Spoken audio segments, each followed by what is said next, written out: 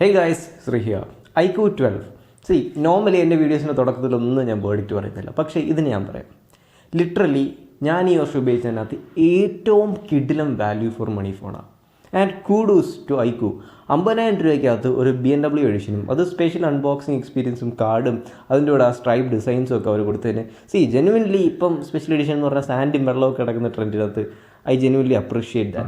No, I know.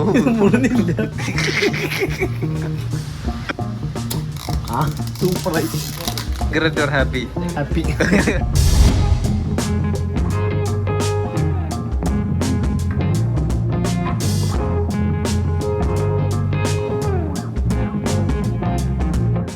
നമുക്കിനി ഫോണിനെ കുറിച്ച് എന്തുകൊണ്ട് എനിക്ക് ഇത്രയധികം ഇതിന് ഇഷ്ടപ്പെട്ടു, ഞാൻ ബ്ലൈൻഡ്ലി റെക്കമെൻഡ് ചെയ്യുന്നതെന്ന് സംസാരിക്കും. ആദ്യമേ തന്നെ അതിൻ്റെ ഡിസൈൻ ആൻഡ് ബിൽഡ് ക്വാളിറ്റിനെ കുറിച്ച് സംസാരിക്കാം.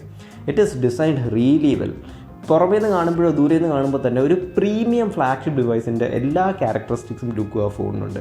അതിൻ്റെ ക്യാമറ മോഡ്യൂൾ ആണെങ്കിലും മെറ്റീരിയൽസ് യൂസ്ഡ് ആണെങ്കിലും എല്ലാം അടിപൊളിയാണ്. ഒരു അലുമിനിയം ഗ്ലാസ് സാൻഡ്വിച്ച് കൺസ്ട്രക്ഷൻ ഇത് കൊടുത്തേക്കുന്നത്.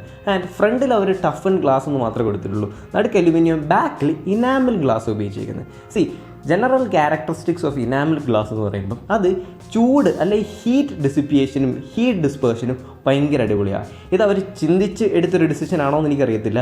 പക്ഷേ ഹീറ്റ് ഡിസിപ്പിയേഷൻ ആൻഡ് ഹീറ്റ് ഡിസ്ട്രിബ്യൂഷൻ ഈ ഫോണിൻ്റെ പെർഫോമൻസിനെ കുറിച്ച് പറഞ്ഞു വരുമ്പോൾ നമുക്ക് പറയാം. ആൻഡ് അതിൻ്റെ കൂടെ തന്നെ ഇനാമൽ ഗ്ലാസ് അത്യാവശ്യം ടഫാണ്, ഭയങ്കര ലസ്ട്രസ്സാണ്, എവിടുന്ന് നോക്കിയാലും നല്ലോണം തിളങ്ങും. ഓൾമോസ്റ്റ് ബെസൽസ് ഇല്ലയെന്ന് തന്നെ പറയാം. ഈ സെഗ്മെൻറ്റിൽ ടൈനി ബെസൽസാണ് നിങ്ങൾക്ക് കിട്ടുന്നത്. And this phone feels premium. നിങ്ങൾ ഉപയോഗിക്കുമ്പോഴും പിടിക്കുമ്പോഴും കൊണ്ട് നടക്കുമ്പോഴും അതിന് ക്ലിയർ കേസ് ഇട്ടാലും ബാക്കി ആൾക്കാർ നോക്കുന്ന രീതിയിൽ തന്നെ ഇത് ഡിസൈൻ ചെയ്തിട്ടുള്ള. ഡിസൈനെ കുറിച്ച് പറയുമ്പം IP64 എന്ന് പറയുന്ന സ്പ്ലാഷ് പ്രൂഫ്നെസ് നിങ്ങൾക്കുണ്ട്. അല്ലാതെ IP67 68 ഈ വർഷത്തേക്കുള്ള സ്റ്റാൻഡേർഡ്സിൻ്റെ അത്ര ഇത് വന്നിട്ടില്ല. ആൻഡ് വൺ തിങ് എടുത്തു പറയേണ്ട, ഇത് അത്യാവശ്യം ടഫായിട്ടും ഹെവി ആയിട്ടും ബിൽഡ് ചെയ്തൊരു ഫോണാണ്. പക്ഷേ 200 ഗ്രാംസ് ഉണ്ടെങ്കിലും ഭയങ്കര ലൈറ്റായിട്ടാണ് എനിക്ക് തോന്നിയത്. ഭയങ്കര ലൈറ്റ്, നല്ല രീതിക്ക് ലൈറ്റായിട്ട് എനിക്ക് തോന്നി. അത് ഞാൻ എടുത്തു പറയാം. കാരണം എൻ്റെ ഐഫോൺ ഉപയോഗിച്ചിട്ട് അത് എടുക്കുമ്പോഴും എനിക്ക് വലിയ വെയിറ്റിൻ്റെ വ്യത്യാസമൊന്നുമില്ല. Considerably iPhone ലൈറ്ററായിട്ടും. സോ അതെനിക്ക് ഇവിടെ മെൻഷൻ ചെയ്യണമെന്ന് തോന്നി. ഡിസൈൻ ആൻഡ് ബിൽഡ് ക്വാളിറ്റി എന്ന് പറഞ്ഞാൽ കിഡിനം ഡിസൈൻ. എല്ലാ രീതിയിലും നോക്കുമ്പോഴും അത്യാവശ്യം സ്റ്റാൻഡേർഡ് വാല്യൂ ഫോർ മണി ആയിട്ടുള്ള സാധനങ്ങളാണ് നിങ്ങൾക്ക് ഇവിടെ കിട്ടുന്നത്. ആൻഡ് 50,000 രൂപയ്ക്ക് വേറെ സംഭവം എന്ന് വെച്ചാൽ ഡിസൈനിന് area that is display. 10-bit display, 1 billion plus colours, 144 Hz, LTPO, 450 മേളിൽ PPI ഡെൻസിറ്റി. ഇതിൽ കൂടുതലൊക്കെ ഒരു 50,000 രൂപയ്ക്ക് ആഗ്രഹിച്ചാൽ നിങ്ങൾക്ക് കിട്ടത്തുമില്ല, കിട്ടാൻ പോകുന്നുമില്ല. ഇൻഡസ്ട്രിയിൽ തന്നെ ഏറ്റവും ബെസ്റ്റ് ഡിസ്പ്ലേകളിൽ നമുക്ക് എടുത്ത് നോക്കാൻ പറ്റും. ഡിസ്പ്ലേ കാലിബ്രേറ്റ് ചെയ്തേക്കുന്ന കറക്റ്റ് വിവോയുടെ ഡിസ്പ്ലേ കാലിബ്രേറ്റ് ചെയ്തേക്കുന്നതിന് കണക്കാ. വൈറ്റ്സ് ഒക്കെ സ്പോട്ട് ടോണാണ്, ചെറിയൊരു കൂളർ ടോൺസ് എവിടേക്കോ എനിക്ക് തോന്നി. പക്ഷേ എന്നാലും ഇറ്റ് ഈസ് റിയലി ഗുഡ്. കാണാനും HDR10+ഉം സിനിമ കാണാനും സർട്ടിഫിക്കേഷൻസും കാര്യങ്ങളും എല്ലാം ഉണ്ട്. ആ ഡിസ്പ്ലേ എക്സ്പീരിയൻസിനെ എലവേറ്റ് ചെയ്യുന്നതാണ്. അതിൻ്റെ multimedia speakers and haptics. Speakers അടിപൊളിയാണ് കേട്ടോ. ഗെയിം കളിക്കുമ്പോഴും എപ്പോഴും ഭയങ്കര അത്യാവശ്യം ലൗഡായിട്ടുള്ള, അത്യാവശ്യം ക്രിസ്പും ക്ലിയറുമാണ്. പിന്നെ പാട്ട് കേൾക്കുമ്പോൾ എനിക്കൊരു കാര്യം പ്രത്യേകിച്ച് തോന്നിയെന്ന് വെച്ചാൽ സ്പീക്കേഴ്സിന് ബാസ് ഇച്ചിരി കുറവുണ്ടെങ്കിലും ട്രെബിൾ ആൻഡ് ഇൻസ്ട്രുമെൻറ്റ് സെപ്പറേഷൻ കിടിലമായിട്ട് അവർ ചെയ്യുന്നുണ്ട്. ഇൻ ഡീറ്റെയിൽ പറഞ്ഞാൽ മൾട്ടിമീഡിയയ്ക്ക് പറ്റിയ ഒരു ഫോണാണ്.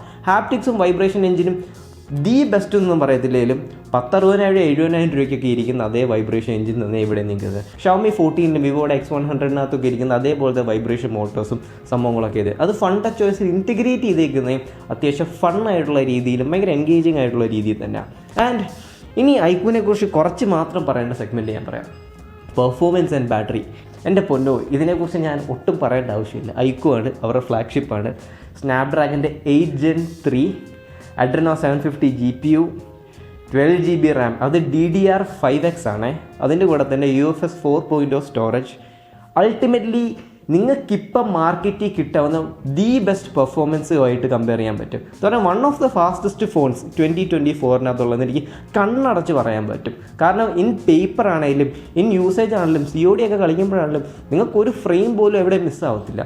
ഇത് പെർഫോമൻസിന് വേണ്ടി ഉണ്ടാക്കിയത് ഗെയിമിംഗ് ഓറിയൻറ്റഡ് ആയിട്ടൊരു ഫോണും കൂടെ. അതുകൊണ്ട് keep that in mind. Performance ലീപ്പിലൊന്നും ഒരു ചെറിയ മൈനർ ഡിസഡ്വാൻറ്റേജ് പോലും എനിക്ക് തോന്നിയിട്ടില്ല. അതിന് എയ്ഡ് ചെയ്യാനാണല്ലോ കിടിലം ബാറ്ററി ബാക്കപ്പ്. ബാറ്ററി ലൈഫിനെ കുറിച്ച് ഇനിയും പറയുകയാണെങ്കിൽ 5000 mAh 2 സെല്ലായിട്ട് സ്പ്ലിറ്റ് ചെയ്ത് വെച്ചേക്കുക.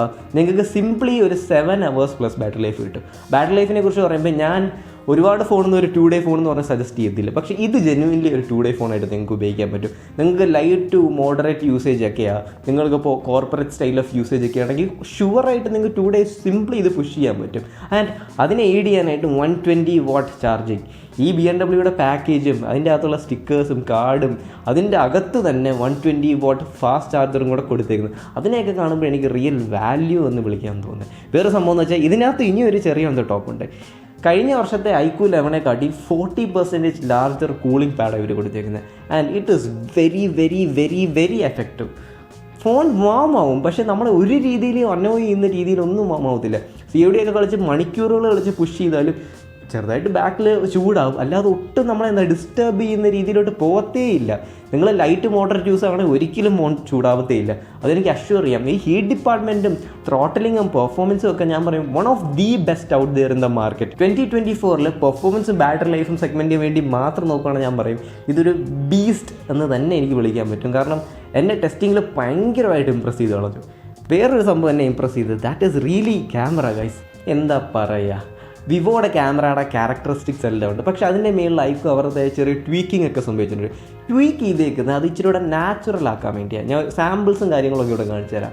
സിംപ്ലി പറയുകയാണെങ്കിൽ കളേഴ്സും സാച്ചുറേഷനും HDR എല്ലാം ടിപ്പിക്കൽ വിവോ എന്ന് കാണുന്നതിനെക്കാട്ടി ചെറുതായിട്ട് ഡയൽ ഡൗൺ ചെയ്ത് നാച്ചുറൽ ആക്കാൻ നോക്കിയിട്ടുണ്ട്. And I love it. എനിക്ക് ഭയങ്കര ഇഷ്ടപ്പെടുന്നു. ഇപ്പോൾ നിങ്ങൾ വൈഡ് ഇട്ടൊരു ഫോട്ടോ എടുക്കുകയാണെങ്കിലോ ഒരു പൂവിൻ്റെ പടം എടുക്കുകയാണെങ്കിലോ എന്തോ ഈ ഓവർ പ്രോസസ്സ് ചെയ്ത് തുലയ്ക്കുന്ന ആ ഒരു ക്യാരക്ടർ എനിക്ക് ഭയങ്കരമായിട്ട് കുറവായിട്ട് തോന്നി comparing to other Chinese smart phone. അത് എനിക്ക് എടുത്ത് പറയണമെന്ന് തോന്നി. ഇനി സ്കിൻ ടോൺസിൻ്റെ ഹാൻഡ്ലിങ്ങിനെ കുറിച്ച് പറയാം ഗൈസ്. നമ്മുടെ വാട്സപ്പ് കമ്മ്യൂണിറ്റിയിൽ ഏറ്റവും കൂടുതൽ എല്ലാവരും കൺസേൺ പറഞ്ഞതും അത് തന്നെ. പക്ഷേ എനിക്ക് ക്ലിയർ ആയിട്ട് ഞാൻ ടെസ്റ്റ് ചെയ്ത് എൻ്റെ അനാലിസിസ് എന്ന് പറയാൻ പറ്റും ഇവർ നല്ലോണം അവരുടെ സ്കിൻ ടോൺസ് ഹാൻഡിൽ ചെയ്തേക്കുന്നത്. ആ ഇഷ്യൂ വരുന്ന എപ്പോഴാണെന്ന് വെച്ചാൽ ലോ ലൈറ്റിലോട്ടോ മുഖത്ത് ഒട്ടും എക്സ്പോഷർ ഇല്ലാത്ത സമയത്ത് അപ്പം മാത്രമാണ് അവർ സ്കിന്നിൽ മുഖത്തൊരു ഓറാവ് വരുത്തുന്നതിന് കണക്കൊരു ലൈറ്റ് അടിച്ച് കയറ്റുന്നത്. ബാക്കിയുള്ള എല്ലാ സമയത്തും പ്രോപ്പർലി എക്സ്പോസ്ഡ് ആയിട്ട് സ്കിന്നുള്ള എല്ലാ സമയത്തും ടോൺ അവർ കറക്റ്റായിട്ട് സെറ്റ് ചെയ്യും. ചെറുതായിട്ട് ബ്രൈറ്റനും കാര്യങ്ങളും ഒക്കെ ഉണ്ട്, പക്ഷെ അതൊക്കെ നിങ്ങൾ സെറ്റിങ്സിൽ പോയിട്ട് ഡയൽ ഡൗൺ ചെയ്യാൻ പറ്റും. In overall cameras photos pretty impressed. നിങ്ങൾക്ക് ചിലപ്പോൾ ഞാൻ പറയുന്നത് അക്സെപ്റ്റ് ചെയ്യാൻ പറ്റത്തില്ല, പക്ഷേ എനിക്ക് Xiaomi 14 ആ ഒരു ലെവലിനെയൊക്കെ കാട്ടിയും ഇഷ്ടപ്പെട്ട ക്യാമറ സിസ്റ്റം ഇതിൻ്റെ. മെയിൻലി വിവോയുടെ ക്യാരക്ടറിസ്റ്റിക്സും ഒപ്റ്റിക്സും ഒക്കെ തന്നെ ഇവർ യൂസ് ചെയ്തുകൊണ്ടായിരിക്കണം. ആൻഡ് വീഡിയോസിനെ കുറിച്ച് പറയുമ്പം ഗൈസ് എന്താ പറയുക, എനിക്ക് ഐഫോൺ ലെവൽ വീഡിയോസൊക്കെ ചെറുതായിട്ട് ഇവിടെ തോന്നി. അത് ഒരു 50,000 രൂപയ്ക്ക് കിട്ടിയ ഒരു ആൻഡ്രോയിഡ് ഡിവൈസ് ആണെന്ന് നിങ്ങൾ ആലോചിക്കണം. ഐഫോണിൻ്റെ അത്രയും കിട്ടില്ലെന്നല്ല പറയുന്നത്, ആ ഒരു ക്യാരക്ടറിസ്റ്റിക്സ് ഒക്കെ ഉണ്ട്. ആ ഒരു ഹൈലൈറ്റ് റോൾ ഓഫും ആ ഒരു ഷാഡോസൊക്കെ ഭയങ്കര പുഷ് ഔട്ട് ചെയ്യാത്തൊരു ഫിലിമി ലുക്കൊക്കെ മെയിൻറ്റെയിൻ ചെയ്ത് ഒരുപാട് പ്രോസസ്സ് ചെയ്ത് കോൺട്രാസ്റ്റ് ഒന്നും അല്ലാത്ത കിടിലം സ്റ്റെബിലൈസ്ഡ് വീഡിയോസ് ഉണ്ട്. 8K നിങ്ങൾക്ക് വീഡിയോസ് ഷൂട്ട് ചെയ്യാൻ പറ്റും, പക്ഷേ അതിൻ്റെ ആവശ്യം ശരിക്കും ഇല്ല. അതൊക്കെ പ്രോസസ്സറിൻ്റെ കേപ്പബിലിറ്റി കാരണമാണ്. ഓട്ടോ ഫോക്കസ് ഡെഡ് ഓൺ ആണ്. വീഡിയോസിലും എനിക്ക് ഏറ്റവും എടുത്ത് പറയേണ്ട കാര്യം എന്ന് പറയുമ്പം ഈ ജിറ്ററി ഷട്ടറി അങ്ങനത്തെ സാധനമൊന്നുമില്ല. കറക്റ്റ് ഒരു ഒഴുകിപ്പോകുന്ന ഐഫോൺ വീഡിയോസ് ഫീലുണ്ട്. ഇൻ ക്യാമറ ഞാൻ ശരിക്കും സർപ്രൈസ്ഡ് ആയിപ്പോയി iQOO 12 ക്യാമറ ഇത്രയ്ക്ക് നല്ലതാണോ എന്ന്. അവർ കഴിഞ്ഞ അപ്ഡേറ്റിലൊക്കെ എന്തൊക്കെ വ്യത്യാസം കൊണ്ടുവന്നെന്നാണ് എൻ്റെ വിശ്വാസം. ഇപ്പം ഞാൻ ടെസ്റ്റ് ചെയ്തപ്പോൾ it is really good, really impressive camera. 50,000 രൂപയ്ക്ക് ഞാൻ പറയാൻ പറ്റും OnePlus 12 ക്യാമറയൊക്കെ കാട്ടിയും എനിക്ക് ഭയങ്കരമായിട്ട് ഇതിനകത്ത് ഇഷ്ടപ്പെട്ടു. Really value for money camera system നിങ്ങൾക്ക് ഇവിടെ കിട്ടുന്നത്. ആ 100x സൂമിൽ നിന്നൊക്കെ നമുക്ക് പ്ലെയിൻ്റെ ഫോട്ടോയും കാര്യങ്ങളൊക്കെ ഉപയോഗിക്കാൻ പറ്റും. അത്യാവശ്യം യൂസബിൾ ആണ്. Good camera, keep it up, അത്രേ എനിക്ക് പറയാവുള്ളൂ. ഇനി നമുക്ക് സോഫ്റ്റ്വെയറിനെ കുറിച്ച് സംസാരിക്കാം. സോഫ്റ്റ്വെയർ സെഗ്മെൻറ്റിൽ വരുമ്പോഴാണ് ഞാൻ FunTouch OS 14 വലിയൊരു ഫാൻ അല്ലാത്ത ഒരാൾ. പക്ഷേ എന്നാലും കുറ്റം പറയാൻ വേണ്ടി ഒന്നുമില്ല. ഒരുപാട് ബ്ലോട്ട്വെയർസോ കാര്യങ്ങളോ ഒന്നുമില്ല. അനിമേഷൻസും കാര്യങ്ങളൊക്കെ അത്യാവശ്യം സ്മൂത്താണ്. അത്യാവശ്യം പോളിഷ്ഡ് ആൻഡ് റിഫൈൻഡ് UI ആണ്. പിന്നെ ഇവർക്ക് ഇച്ചിരി കൂടെ UI ലൈറ്റ് ആക്കാം എന്ന് എനിക്ക് തോന്നി. പല അനാവശ്യമായ ഡൈനാമിക്സും എലമെൻസും ഒക്കെ എടുത്ത് കളഞ്ഞ് UI ഇച്ചിരി ലൈറ്റർ ആക്കുവാണെങ്കിൽ ഓൾമോസ്റ്റ് ഒരു simple clean to snappy UI പോലും. പക്ഷേ എന്നാലും ഡോണ്ട് ഗെറ്റ് മീ റോങ്, ഒരു ചൈനീസ് ക്ലട്ടേർഡ് UIയുടെ എല്ലാ ക്യാരക്ടറിസ്റ്റിക്സും കാര്യങ്ങളും ഇവിടെ ഉണ്ട്. നിങ്ങൾക്ക് ഇപ്പോൾ FunTouch OS യൂസ് ചെയ്തിട്ട് ഇഷ്ടപ്പെട്ടു അല്ലേ, അത് എന്താ പറയുക, യൂസ് ചെയ്ത് നമ്മൾ യൂസ് ടു ആവാൻ ഭയങ്കര എളുപ്പമാവാൻ പറ്റിയ ഒരു UI ആണ്. എൻ്റെ ഒരു കൂട്ടുകാരൻ Pixel 7 Pro ഡയറക്റ്റ് ഇതാണ് എടുത്തത്. അതുകൊണ്ട് അവന് പെട്ടെന്ന് പറഞ്ഞ് 2-3 days പെട്ടെന്ന് യൂസ് ടു ആയി. ഭയങ്കരമായിട്ട് UIനെ കുറ്റം പറയാനൊന്നുമില്ല, പക്ഷേ അതുപോലെ പുകഴ്ത്താനുമില്ല. It is a clean balanced, അത്യാവശ്യം കുഴപ്പമില്ലാത്ത നല്ലൊരു UI. ഗൈസ്, നമ്മൾ ഡിസ്പ്ലേനെ കുറിച്ച് സംസാരിച്ചു, ബാറ്ററി ലൈഫിനെ കുറിച്ച് സംസാരിച്ചു, പെർഫോമൻസിനെ കുറിച്ച് സംസാരിച്ചു, ഡിസൈനെ കുറിച്ച് സംസാരിച്ചു, ഫോണിൻ്റെ എല്ലാ മേജർ ആസ്പെക്റ്റിനെ കുറിച്ച് സംസാരിച്ചു. എനിക്ക് നിങ്ങളുടെ അടുത്ത് സിംപ്ലി പറയാനുള്ള ഇത് ഭയങ്കര അണ്ടർ റേറ്റഡാണ്, ഭയങ്കരമായ അണ്ടർ റേറ്റഡ്. ശരിക്കും 50,000 രൂപ എടുത്ത് നിങ്ങളിതിൻ്റെ BMW എഡിഷൻ മേടിക്കുമ്പം നിങ്ങൾക്ക് ഫ്ലെക്സ് ചെയ്യാനുള്ള സംഭവമുണ്ട്. പെർഫോമൻസ് ഉണ്ട്, ക്യാമറ ഉണ്ട്, ബാറ്ററി ഉണ്ട്, ഒരു വലിയ മേജർ ട്രേഡ് ഓഫ് ഒന്നുമില്ല. പിന്നെ നിങ്ങൾക്ക് വേണേൽ ആർഗ്യൂ ചെയ്യാൻ ഗോറില്ല ഗ്ലാസ് വിക്ടേഴ്സ് ഇല്ല, മാങ്ങയില്ല, ചക്കയില്ല എന്നൊക്കെ പറയാം. പക്ഷേ റിയലി ദാറ്റ് ഡസൻ മാറ്റർ. എന്താ പറയുക, ഈ പ്രൈസിന് ഈ പാക്കേജ് അവർക്ക് കൊടുക്കാൻ പറ്റുന്നുണ്ട്. അതും ആ ചാർജറും ആ അൺബോക്സിങ് എക്സ്പീരിയൻസും എല്ലാം കൊണ്ട് ലെറ്റ്സ് സേ ഇത് ഞാൻ എല്ലാവർക്കും ബ്ലൈൻഡ്ലി റെക്കമെൻഡ് ചെയ്യുന്നൊരു സ്മാർട്ട് ഫോണാണ്. ഈ ഫോൺ എടുത്ത് എനിക്ക് ഉറപ്പാണ് നിങ്ങളാരും റിഗ്രറ്റ് ചെയ്യത്തില്ല. കാരണം ഞാൻ എൻ്റെ ടെസ്റ്റിങ്ങും യൂസിങ്ങും ഒക്കെ എനിക്ക് മനസ്സിലായി, സൂപ്പർബാണ്. I really love this.